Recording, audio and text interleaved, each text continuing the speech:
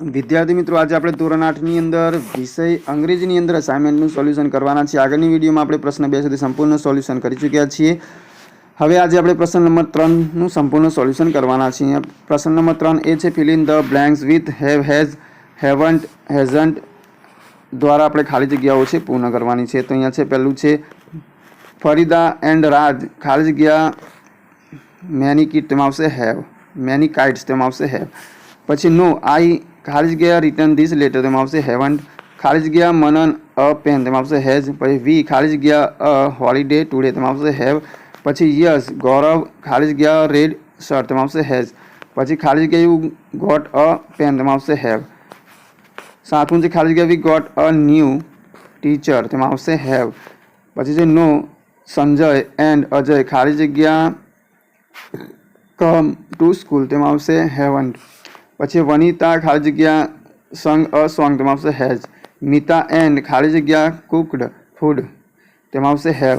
They, ખાલી જગ્યા many toys, તેમાં આવશે હેવ. પછી છે માધવ, ખાલી જગ્યા અ ફ્લૂટ, તેમાં આવશે હેઝ. એના પછી 13મો પ્રશ્ન છે, એમાં છે the boy have played well, તેમાં આવશે હેવ આવશે. પછી yes you have an umbrella.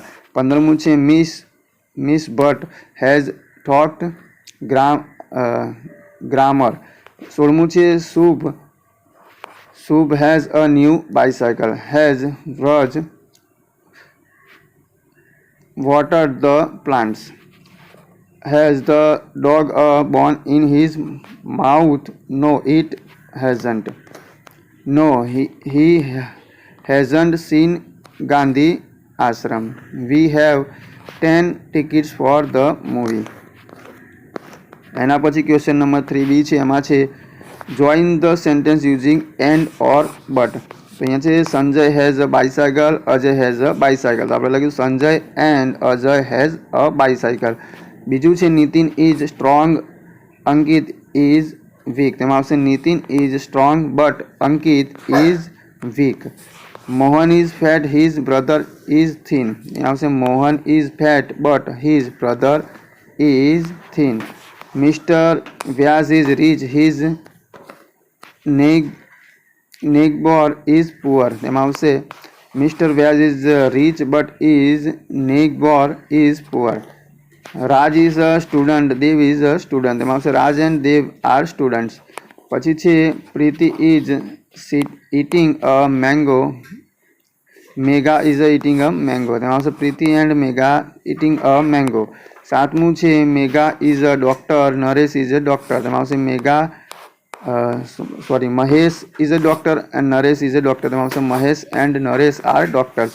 Lata is a singer, Asha is a singer, તેમાં આવશે Lata and Asha are singers. 9મું છે Binal is a happy, Minal is a happy, તો Binal and Minal are happy. પછી સંકેત ઇઝ અ ક્લેવર, સંકેત ઇઝ અ હાર્ડ વર્કિંગ, તો Sanket is a clever and hard working. પછી છે મનોજભાઈ is a rich, he is a unhappy, તો મનોજભાઈ is rich but is unhappy.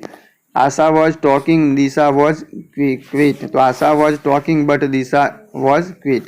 પછી Pinky is my friend, Harsh is my friend, તો Pinky and Harsh are my friend.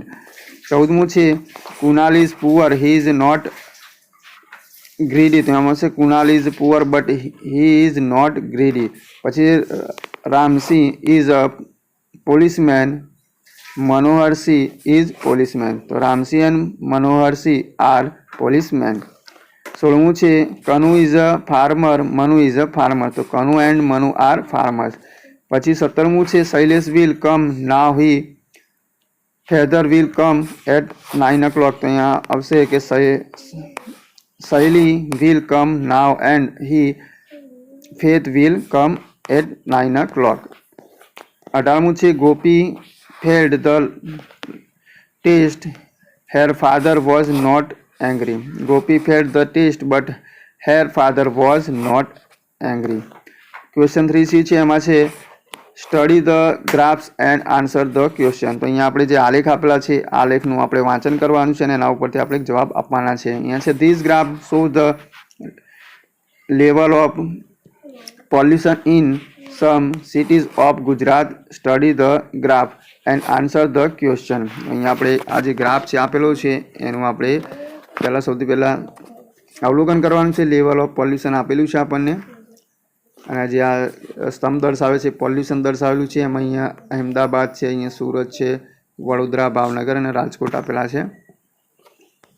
હવે એનું અવલોકન કર્યા પછી પ્રશ્નનો જવાબ લખવાનું છે. પહેલું છે Surat is the most polluted of all cities, true or false? માં આવશે ફોલ્સ.